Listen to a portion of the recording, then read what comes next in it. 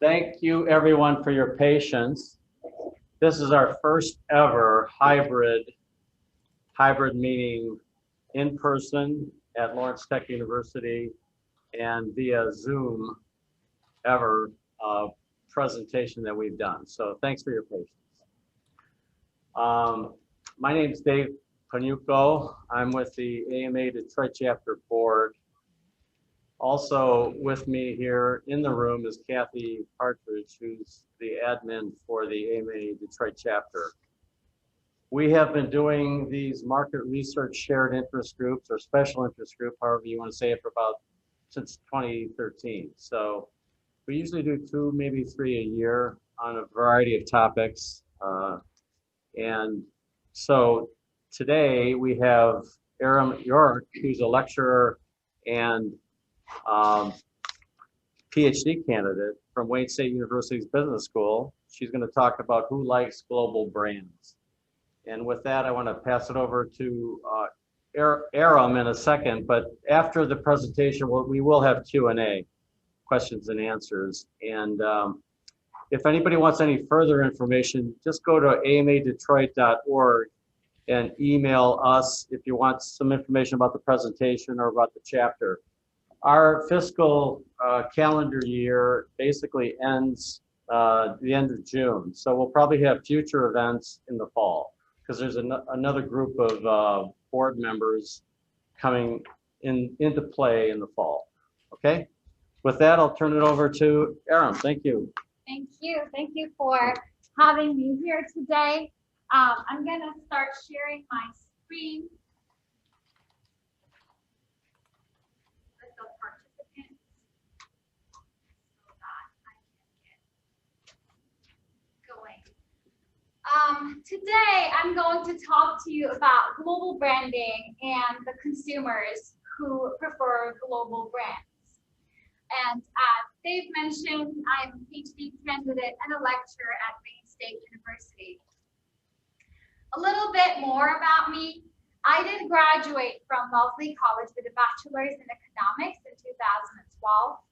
And after that, I did work in different continents doing different work that eventually got me into marketing. I worked at Uruguay doing marketing consulting in Montevideo with Endeavor Uruguay. I did work at the World Bank briefly as a research assistant.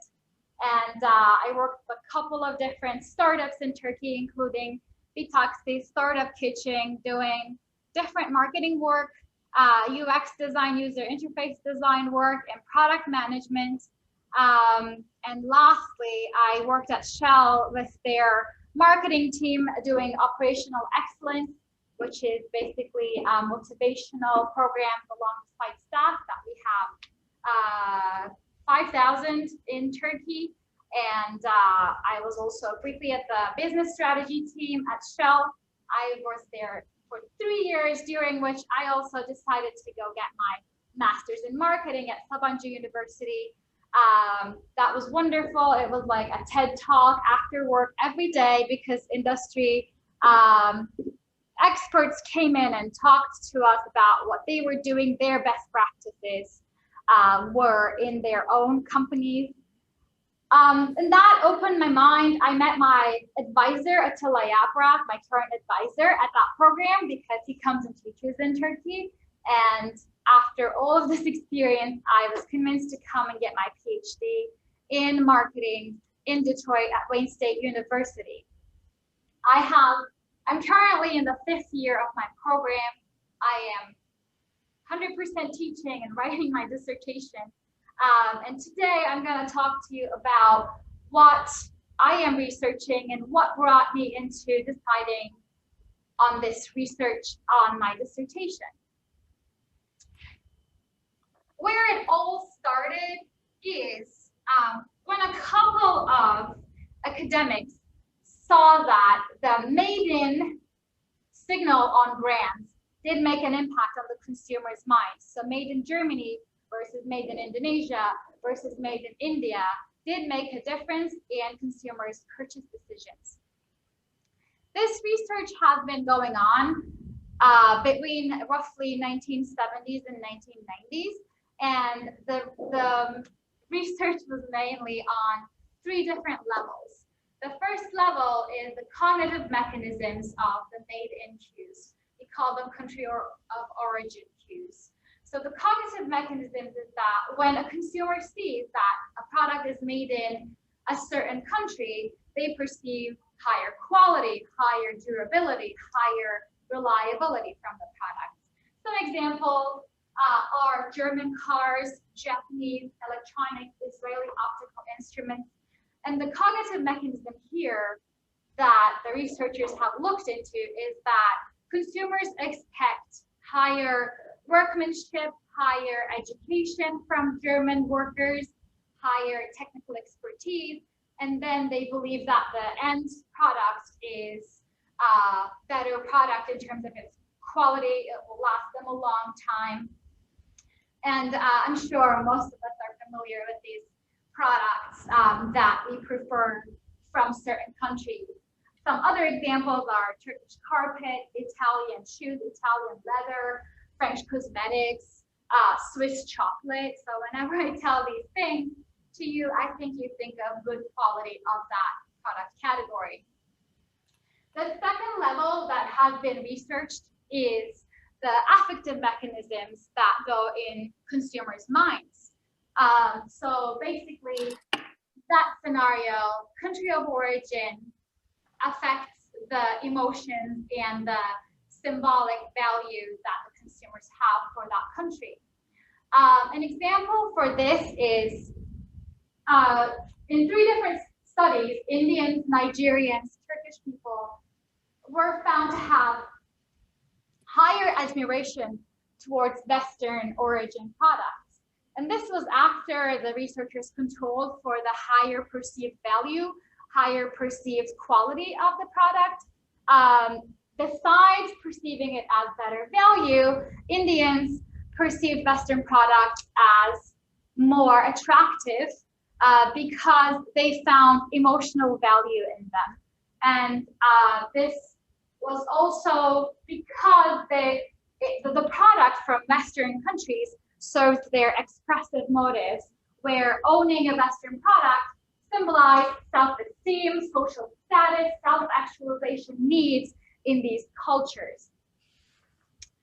And the third level of research that was about country of origin effects was the normative mechanisms.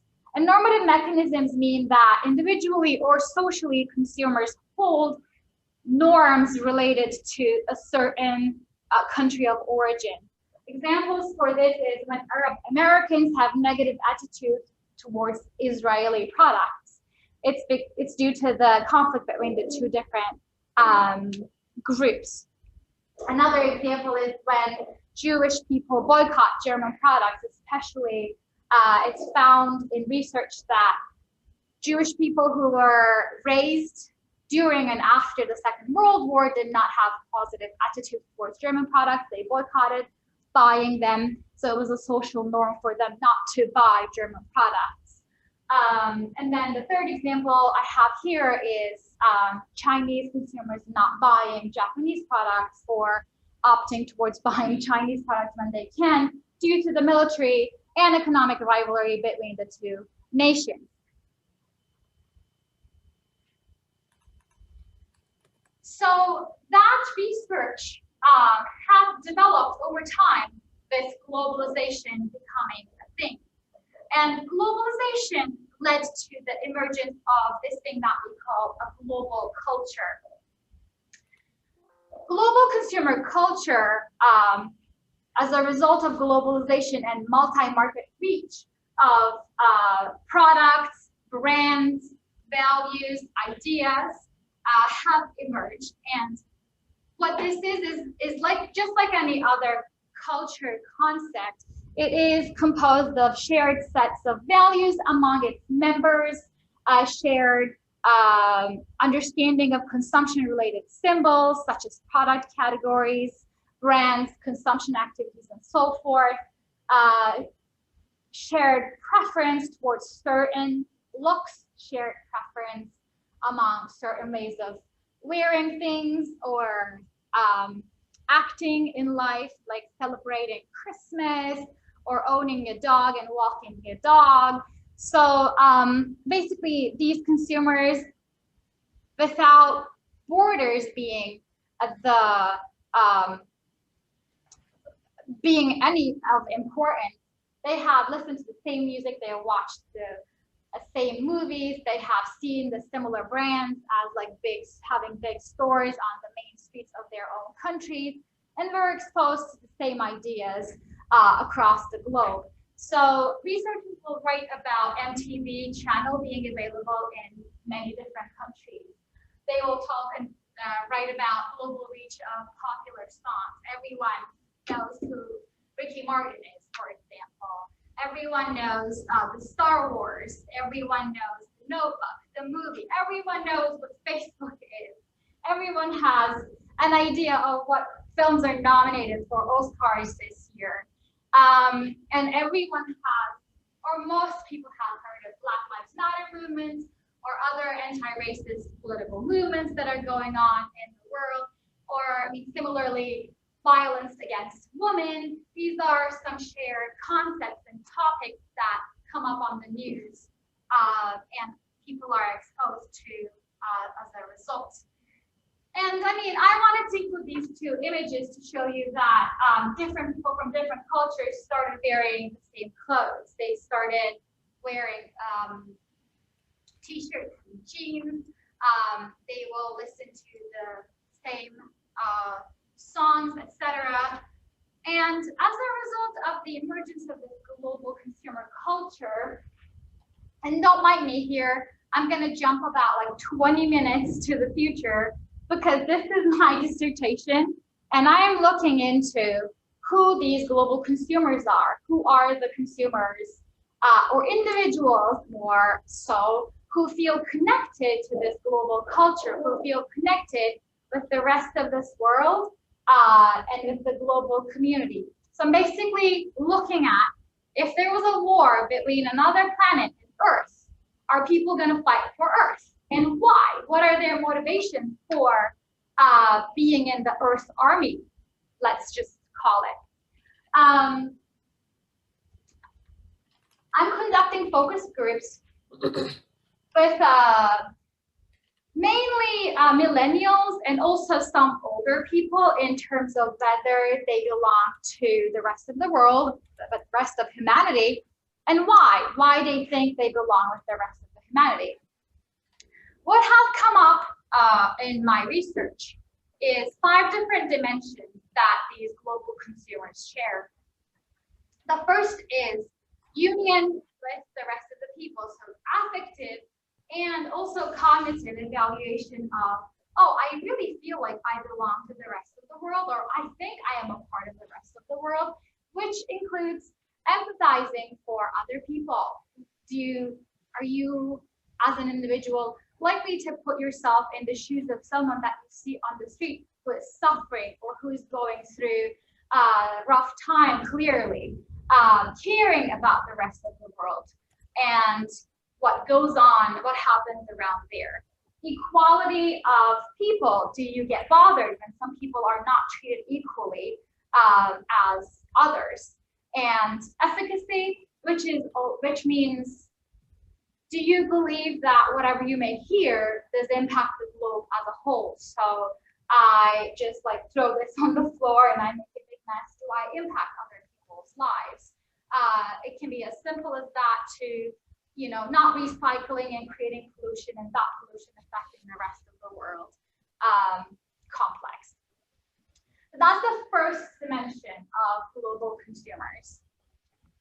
The second dimension is genuine interest in other people. So openness to different cultures, different ideas, interest in other cultures, feeling that someone can live in anywhere without significant problems, can adjust to living in different cultures. Basically seeing people and genuinely being interested in their life story, genuinely being interested in their ideas, and also what they have to contribute to the conversation. I am blanking on a word. it's basically dialogue, like believing and trying to participate in a dialogue between cultures and individuals. Um, and interest in global affairs is the interest in seeing what happens across the world, or being exposed to, not being afraid of learning about what's going on the other side of the world, or even on the other side of their local communities, basically learning. And the third is respecting other people, respecting other people's freedom of speech, choices, respecting other people in terms of their diversity, let it be race or sex or culture, people that are coming from different backgrounds, respecting their presence. Fourth dimension is activism for equality, which is basically actually trying to make a positive impact on the world, try to aspire for a better world, try to be a better person to make the world a better place, give back to their community, give back by working in homeless shelters or like donating money or in any and every way giving back to the community that they live in and eventually the rest of the world. And the fifth dimension is activism for common good, which means the common good that we have in the world, nature, resources, trying not to harm the biodiversity, trying not to harm the globe as a whole, society as well, not being a big fan of child labor or use of toxic chemicals that have laborers in the factory. So, and also a big part of this was reducing the minimum amount of trash, not consuming a lot, and not having a lot of waste that remains on the planet. Surely not everyone is ranking high on all 5 dimensions of a global consumer.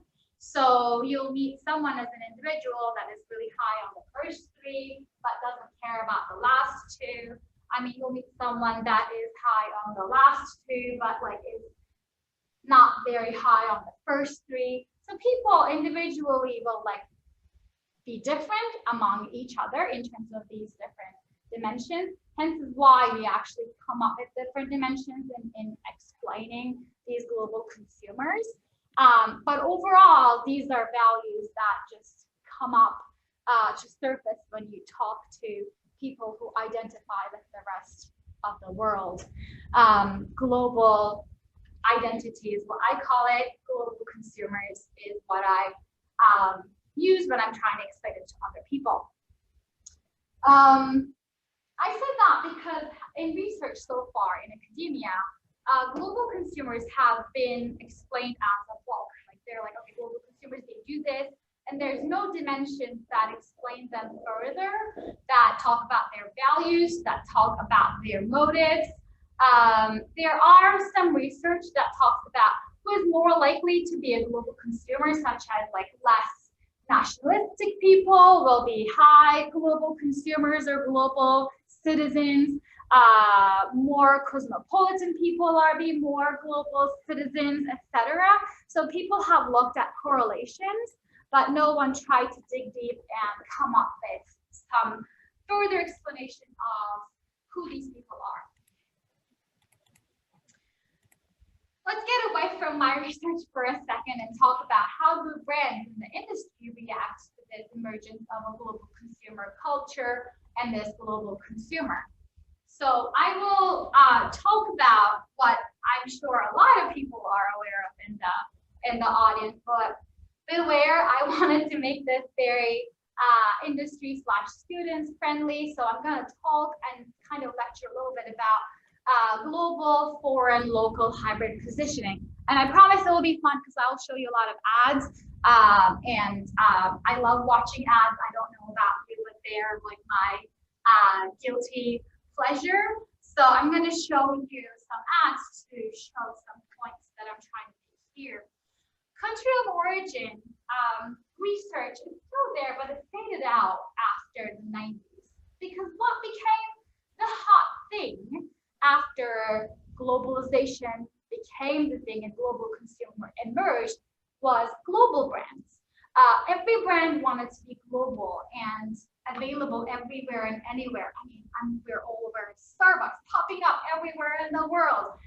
McDonald's before Starbucks popping up everywhere in the world. CocaCola being available in Africa. There are movies about it. So Ford being a global brand and being available as a car option everywhere. So the new trend in marketing became creating these global brands or creating these foreign notion brands or creating a local brand that's very close to the local culture or creating a hybrid between all these three things that I talked about. Let me go a little bit deeper into that. Can you think of some global brands?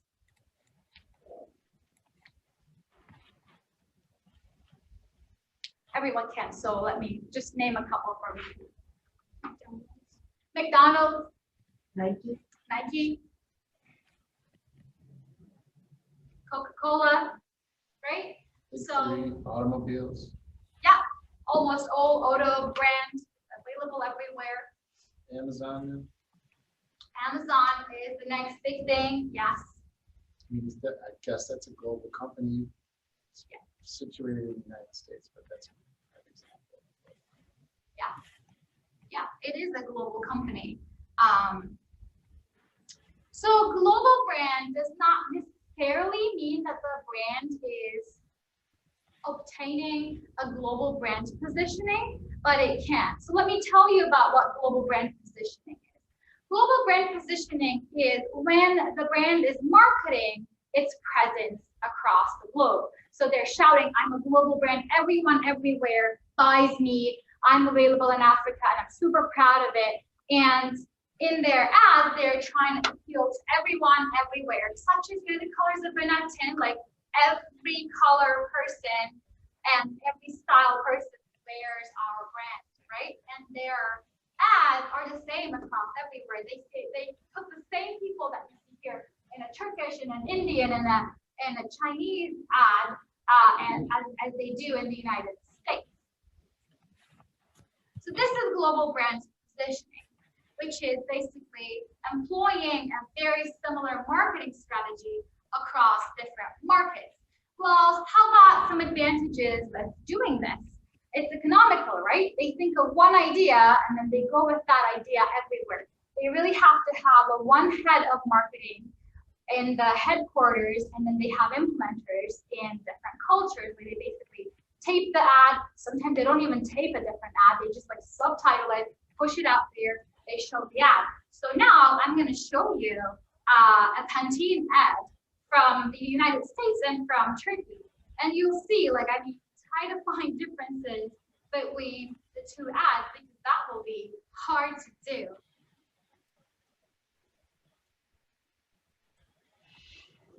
On a great hair day, I feel that little bit stronger.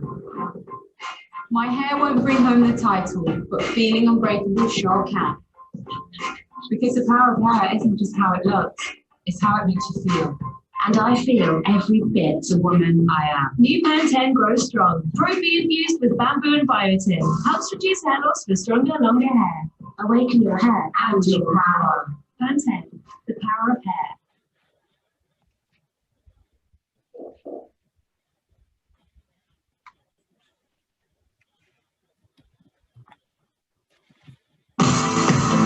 Bambu gibi uzun ve esnek, tam istediğim gibi güçlü saçlar. Yeni Pantene uzun ve güçlü serisi içindeki provea formülü bambu ve biyotin sayesinde saç dökülmesini azaltmaya ve saçlarımın %100 daha güçlü uzamasına yardımcı oluyor. En sevdiğim aksesuarım uzun ve güçlü saçlarım.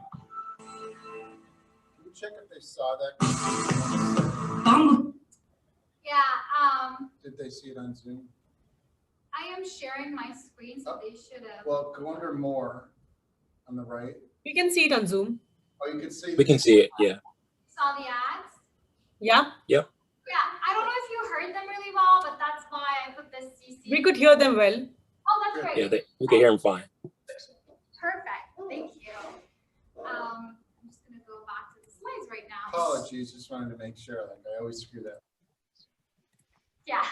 Thank you. So you saw that across the two ads, like what were the differences? Is it easy to spot any differences? There is a one consumer pain point, right? Like they want their hair to be long, woman, but they can't find a shampoo that like makes their hair grow long before it breaks or whatever. I don't have long hair, not very aware of this problem, but they pinpointed that customer segment who has problems growing their hair. They came up with this product, same product everywhere. You saw it, same bamboo, same biotin, whatever. And they have bamboos and the long-haired lady in the ad. They take the same thing. Sometimes, as I said, it's not even a different video recording. It's the same video recording, but they just push into different cultures.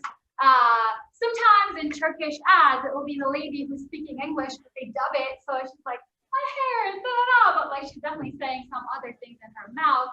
So basically you have a dubbed ad, which is low cost for the company. There is a reason why they're doing this.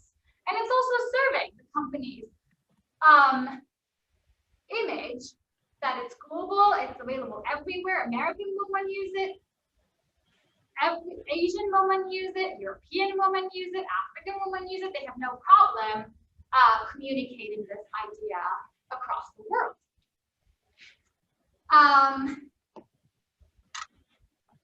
Let's see what local brands do as a contrast. So these are some local brands from here, mainly like American brands or some Detroit brands.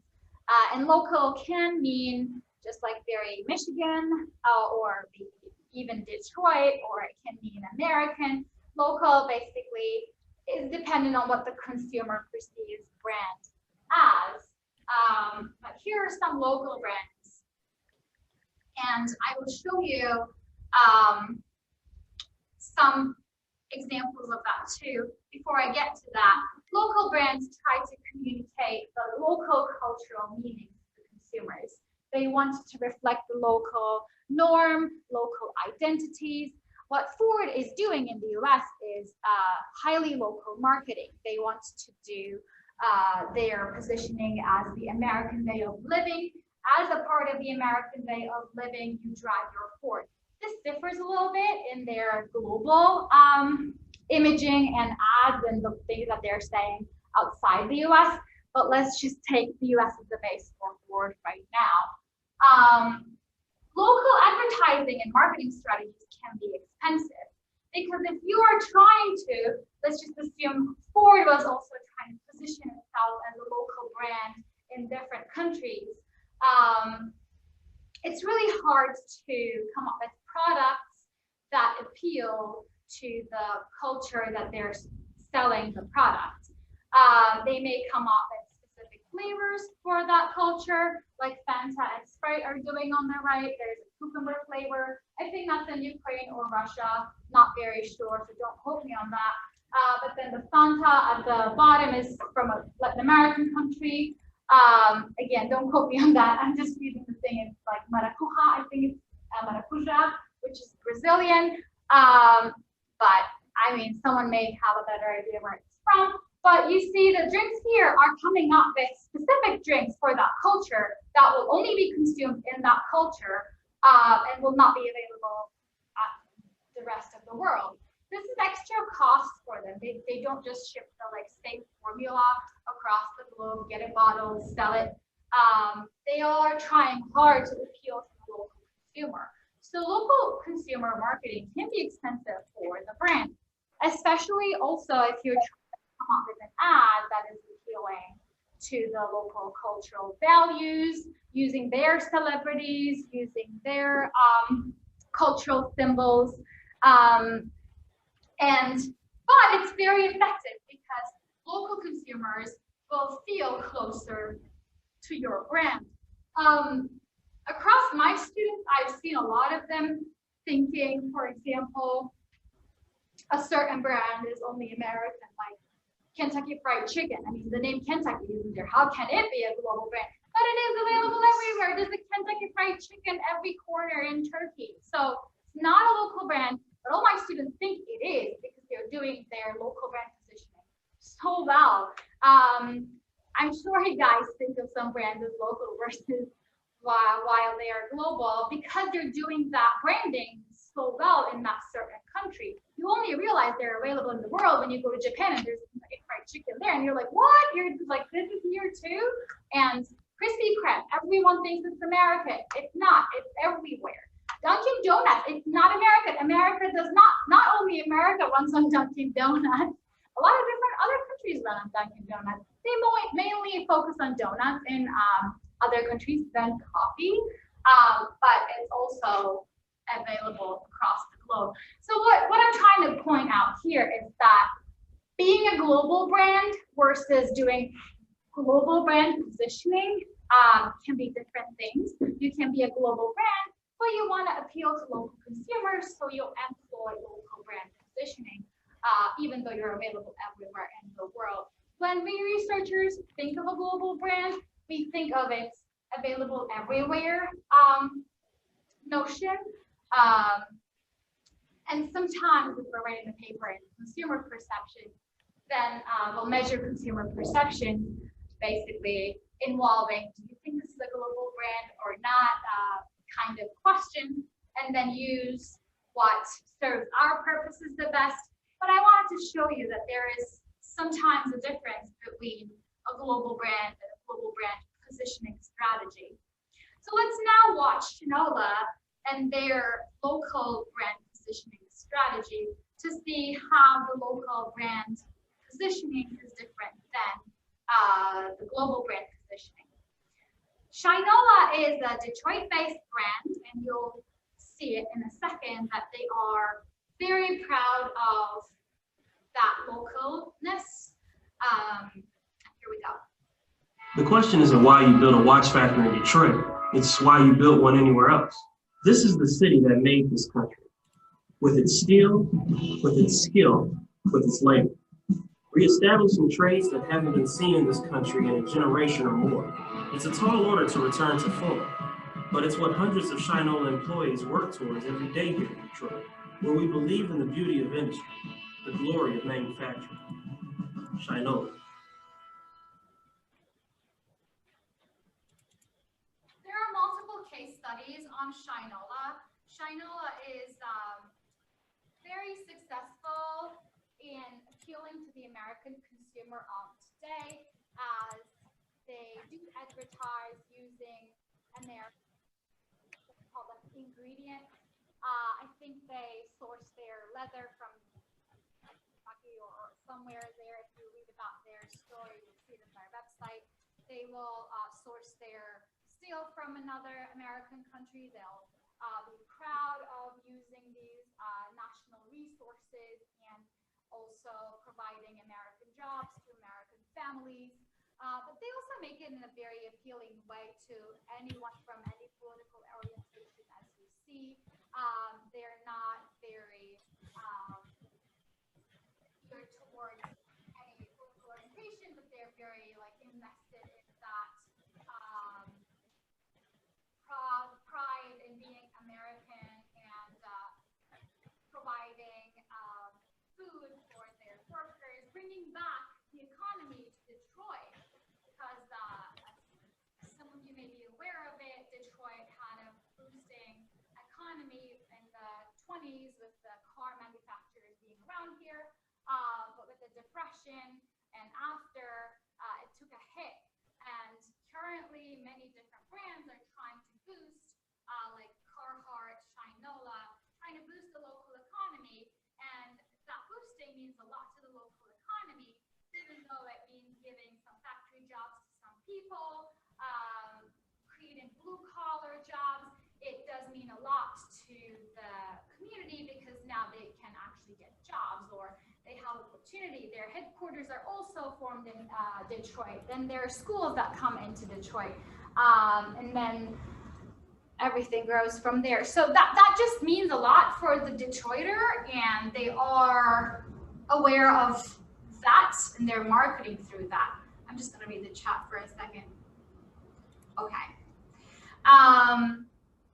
So now I'm going to talk very briefly about foreign brands because some brands want to run on that we're foreign, we have nothing to do with the globe or your culture or a specific place, you're super French or German and only German or Japanese, and they actually benefit from that foreignness. This is called foreign brand positioning. Here are some brands that are doing foreign brand positioning, mainly clothing brands, some car brands, and some food brands, because those things from that specific country are popular. Volkswagen is a good example for a big brand that is doing foreign brand positioning, because at the end of every ad that you see from them or a magazine advertisement, you'll see this Das Auto, their pride in being German and German only. Like it's kind of like they don't even want to be available everywhere in the world, but they're so good. Like everyone demands them, and Das Auto, they go and do it, but they're very German on their face front. So they're using a specific culture's elements in their branding, and only that culture's elements in that branding. And that brings me to my question: where do you think, you guys, that Häagen-Dazs is from? What's the brand origin of Häagen-Dazs? Swiss, Norwegian. Swiss, Norwegian, Germany.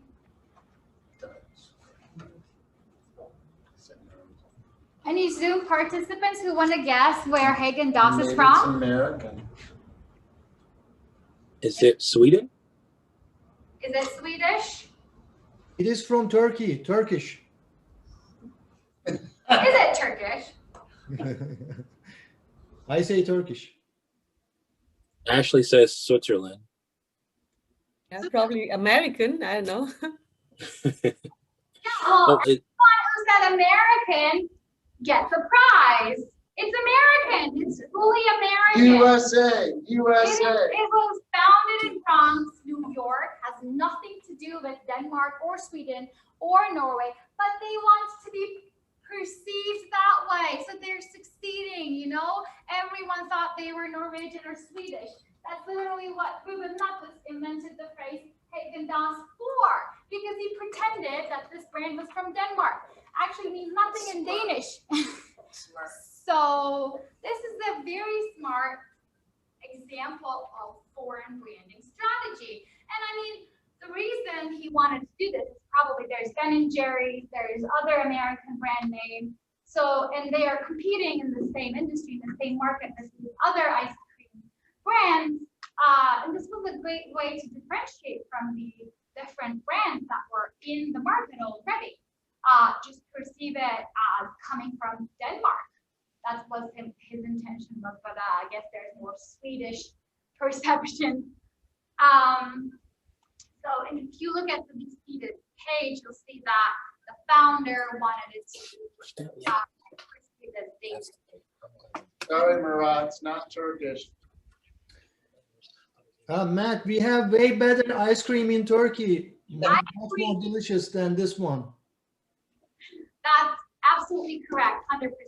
So I'm going to show you another example of a foreign branding strategy. It's from Hermes. I don't know how Americans say it. It's a French brand. They want to be perceived as French, or I mean maybe like even not very, very unique and very, very foreign. So let's watch one of their ads together to see what they mean.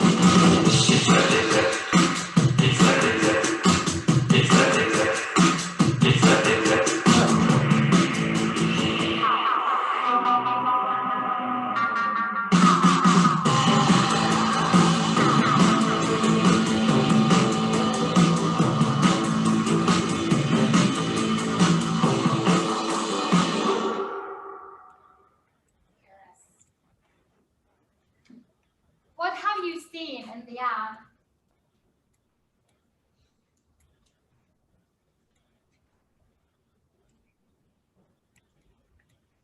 Did you see any culture representation? I think this is an ad for their silk collection, and I think what is the silk product from Hermes in the ad is the ties, but that's totally my guess. So if if you got more from the ad than I did, feel free to share. I see the Hermes Paris at the very end of the ad, and they are very proud of that Frenchness. But other than that, no human being would go skiing with their suits, would they? Does everyone agree with me on that? Okay, so they're trying to create this like weird, alienated people who are they're also appealing to that luxury brand buyers, right? They are like, they may go skiing with their suits. They don't really mind ruining their suits with snow, I guess. But so you see that they're not trying to be perceived in a specific way. They kind of want to be like very alienated from the world.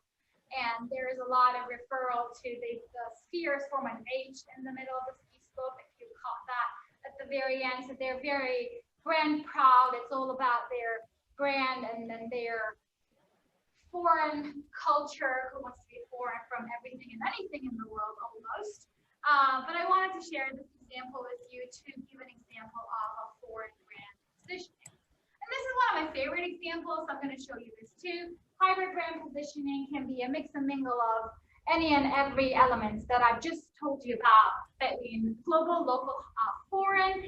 And this is I mean, CocaCola ads are some of my favorite ads, but I just wanted to show you this to give the hybrid example. And this is a fun ad to watch. Try to guess what's going on here and tell me at the end of it. Turkish people, you don't, because you'll understand what's going on. But yeah, let's watch this.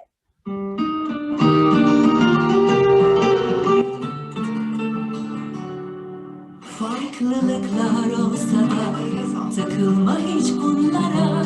Bizi biz yapan bunlardır, unutma. Kap şuradan bir Coca-Cola, bir de pide yanında.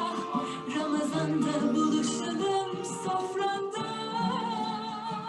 Güllaç güzel gözüküyor komşum. Hoş görsen koy iki tabak daha. En güzel yemekleri hazırla.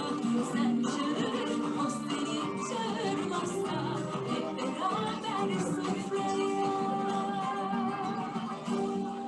Hoş görsen koy iki. Bizler komşuyuz, dostuz, arkadaşız, hep beraberiz. Tüm farklılıklarımızla ve ortak noktalarımızla bu Ramazan'da da haydi hep beraber sofraya. All right, any comments on this hybrid ad example that I just showed? You don't really need any dialogue. Yeah, you didn't want to, you don't even have, yeah, you didn't need to hear any of it. You got everything visually. Any guesses? Irem, we lost you. We can't hear you. We cannot hear you.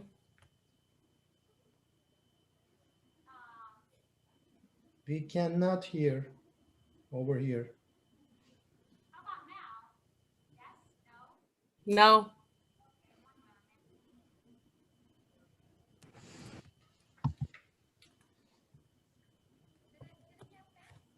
Hello?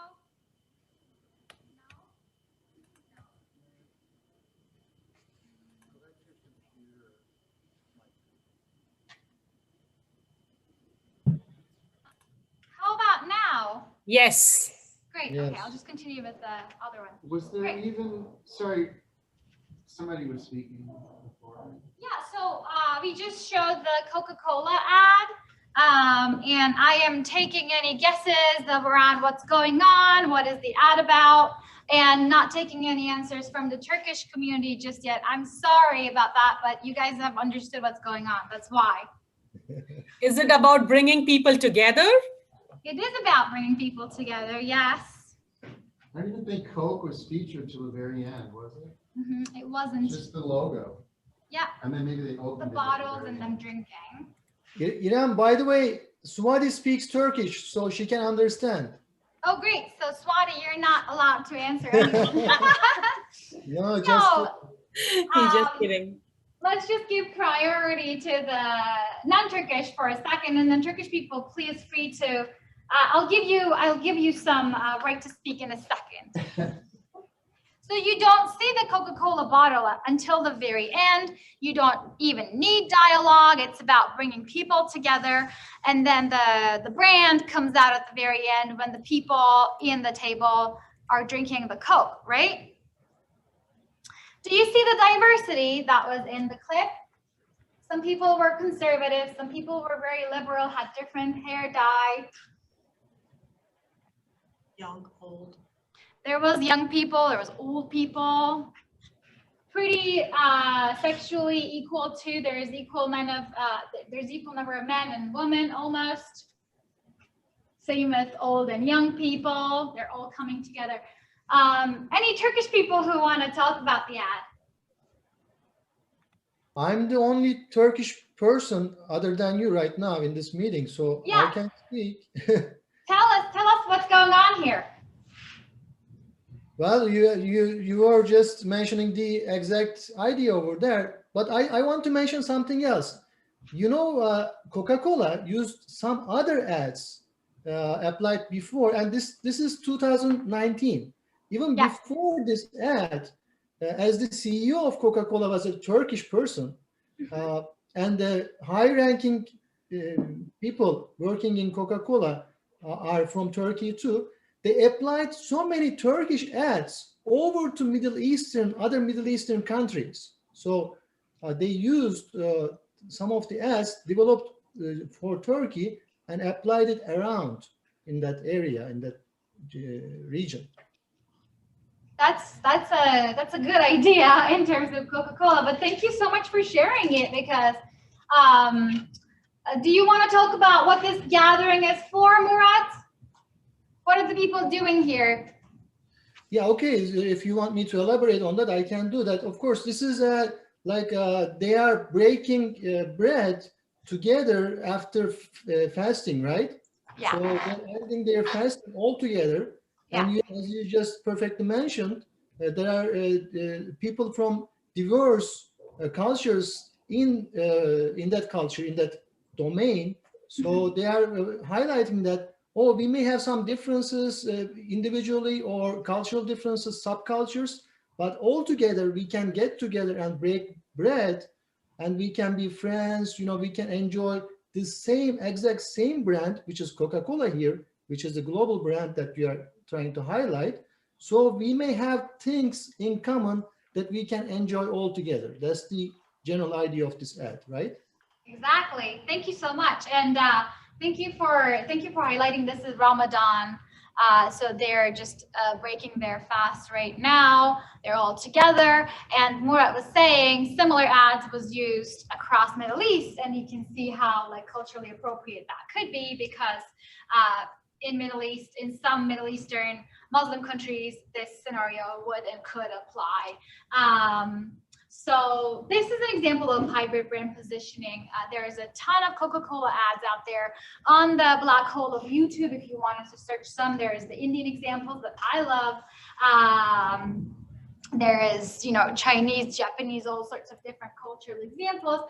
Coca-Cola does not usually go ahead and apply the global ad across all of the cultures. It tries to go deeper and create this local connection with the local community. However, because everyone is aware of the fact that Coca-Cola is a big global brand, there is really no escape for Coca-Cola to pretend they're only local. So they usually go ahead and do a global branding, even if maybe some of you will remember there was the names on the cans for Coca-Cola. They had to just publish different cans across different cultures, basically taking the most popular names in that country and putting them on the can. So even their global product had to be changed and altered a little bit across different cultures to appeal to that local community. Coca-Cola is a great example for hybrid brand positioning. They benefit from globalness and localness and foreignness sometimes that it's fun to watch these ads for us branding academics.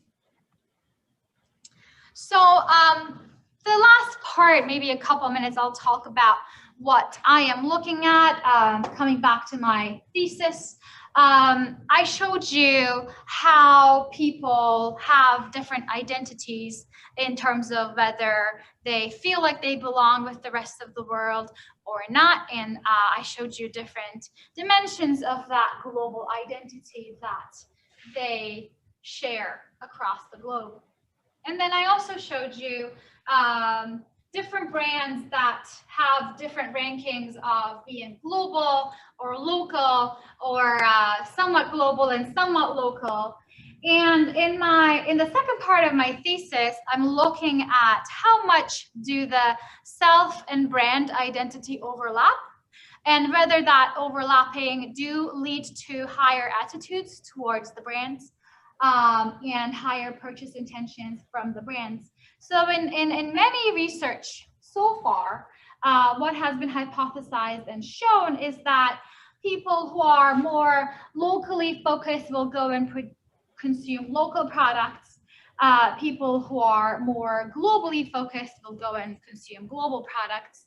What I am proposing and trying to show is that that's not always the case, because the more globally connected people feel and the more global identity that they have, they actually may be likely to go and buy local products because they want to reduce the waste, they want to reduce the carbon footprints, they want to make a difference in their local community, in the life of someone that they can see and, you know, transfer money exchange to that person.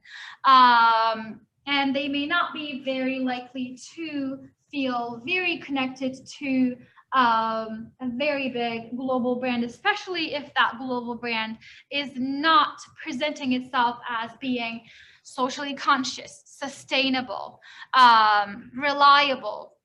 So this let's call it sensitivity along what the brand is doing is increasing among the consumers.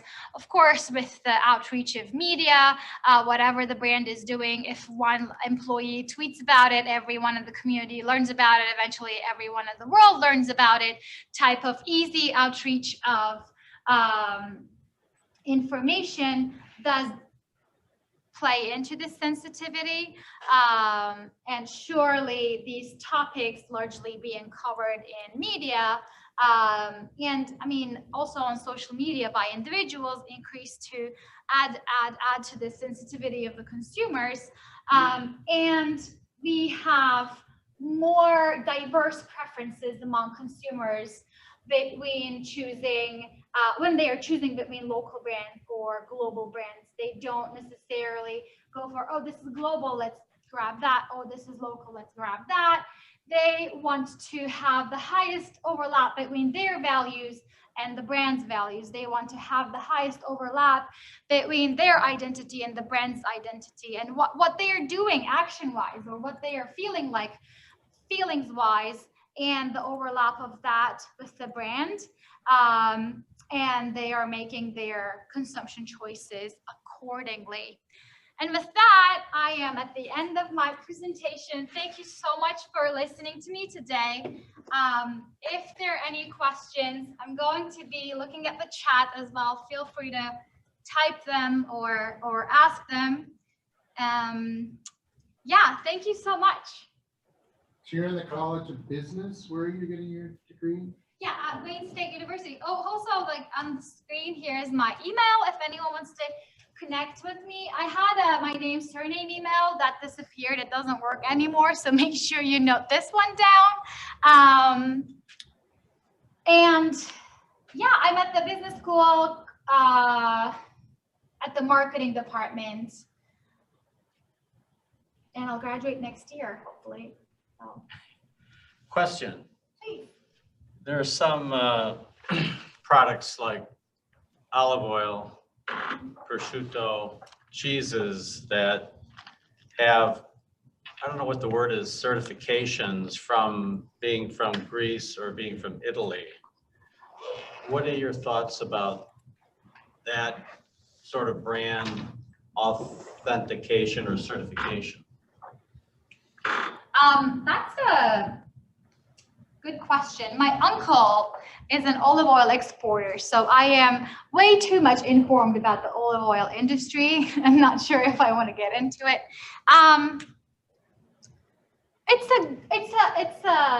It's a good thing. Certification of country of origin is usually initiated by the policy of the country itself. And let me tell you that Greece is doing a great job, Italy is doing a great job, Spain is doing a great job in terms of issuing these labels, having a team that can quality control, quality check for these labels, and also for marketing these labels as the brands of themselves, really. They do have a lot of efforts in terms of, communicating that olive oil from certain country is actually good in terms of coming up with ads or flyers. And that's a good thing because where else has really great olive oil? It is Turkey. Is there anything from Turkey olive oil that you know about? No. Why? Because Turkey doesn't care about olive oil even in the least bit. Why? I don't know. Politicians are concerned about other things other than olive oil production in Turkey. However, if Turkey had that country of origin label, it would be pretty great, because olives are everywhere in Turkey. And what's the difference between Greek olive oil and Turkish olive oil? I mean, even if Turkish olive oil producers are not producing at that level right now, they can, right? That you should have that label to encourage the producer to produce at that high level. I mean, actually, if you know a little bit more about olive oil, there's like grades, right? Like cold press, hot press, this quality, and the price changes accordingly. So if you read any article online, they made it so easy for the consumer to understand. That's what I'm trying to say. Like level 1, good quality, level 2, level 3, because consumer doesn't know what cold presses or hot presses. They have to do some reading. But when you see level 1, level 2, level 3, these tiers, it's very easy for you to get the cue that this one is great. There is no such a thing in Turkey. Olive oil is just olive oil. Like, yeah, they write some things, but then can you even trust what they wrote there is another issue in terms of packaging. And my parents, unfortunately, buy their olive oil from Greece because they trust the system, they trust their labeling, they trust their packaging because it's approved by EU. If they mess up anything, the company will shut down, the brand will go to history. So that's very sad because they don't trust the Turkish brand, even as Turkish consumers. So I don't know if I diverged from your question a little bit or not. Do you really want to know how I feel about olive oil? Were there any other questions? Is there a chat there? Yeah, of course. I can share my PowerPoint with the attendees. I think I have their list correct, so I will have Ashley's information. Yeah, send an email to ama.detroit.org and we can send or to me or to her directly. To me directly right, works right. too. That's fine. We need you to come back during the semester in the fall. We have students here, yeah. Yeah, I can. I sure And can. it'd be great. I would be happy to. Right, Swati and Marat, we need them to come back during the semester. Mm-hmm. I try to make it student friendly because I know they enjoy the ads, and I mean, I make more sense once they see the ad. I have a lecture on this that I teach also, so thank you. Well, thanks a lot, everybody. I really want to thank Lawrence Tech University, Donna Kress and Juan for helping to set this up and giving us this room basically gratis. We really appreciate Lawrence Tech very much. Do you mind if I address Ashley's last question? Okay, pardon me? But there's just one question that Ashley just said, Sure. so I can, it's about what should brands know for being a global brand? So like give one or top 3 things. The one thing, Ashley, is that I think monitoring the needs of the global consumers is a big thing. So if you're aware of Nestle and the sales of baby food among Africa, that was a big chaos where Nestle didn't care about the well-being of the babies or the moms. And then a bunch of global citizens just started protesting the brand. Well, the brand took a hit, didn't die as a result of that. But my theory is that if Nestle did that today, they would have a higher backleash because consumers care more, consumers are more educated, consumers also are more sensitive, as I said, in terms of whether the brand is doing good or actively doing bad, being aware of that they're doing bad and still doing bad in the community. So really trying to keep a track of what the consumers care about and what their values are and keeping up with that. A lot of global brands are coming up with this sustainability efforts or giving back to the community. CocaCola has a big organization that they give back to the community through. Shell, the oil company, has a lot of different efforts to educate young women or like education in the community. So I think being aware of what the global consumer wants and trying to deliver that genuinely rather than faking it is the top one thing that I think they should do. But yeah. I'm with Swaz. We gotta go to another meeting. Thank you so much. Yeah, thank you so much. I'm a Thank Wayne you. State alumni too, my PhD. Oh, great. Congrats. Thank you so much. Thank you, thanks. Hope to see that. Just in terms of our appreciation, Oh, thank you Irem, so just a much. little something Thank you so there. much. Thanks for your time and Yeah, of your course. sharing of your Yeah. research. Really, that was Appreciate it. really- Thanks a lot. I definitely would love you to come back. Yeah, I'm happy to. You can take my card if you want to. Yeah, sure. I mean, I couldn't deliver these cards throughout COVID, so please, everyone take a card. I gave my card to you. Okay. Oh, great. All right, Excellent. thank you so much.